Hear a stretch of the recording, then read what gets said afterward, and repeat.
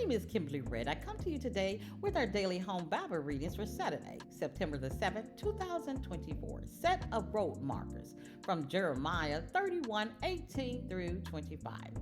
Just a touch on a little history. Ephraim was Joseph's second born son. Ephraim is the tribe that embodies 10 northern tribes. Ephraim means fruitful in Hebrew. God refers to Ephraim as his firstborn and promised to bring the northern tribes back to their inheritance. God continues to tarry with Israel with his unconditional love for them. Here, Israel is asking for forgiveness and praying to God because of their sins from the past and youth. Yet again, a forgiving and merciful God receives and embraces Israel as a dear son. God loves and will forgive anyone who turns to him. Jeremiah 3:14 says, "Turn, O backsliding children, says the Lord, for I am married unto you." God will make a way for you to return. He wants us to just repent.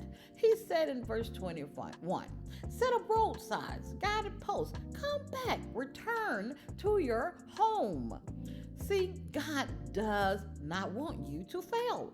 He wants you to succeed. He wants to bless you. A change will happen in your life when you return to God. He will bless you with peace and an abundance of joy. Spend time with God by reading his word and being in his presence through fellowship and prayer. Learn what God wants of you and from you.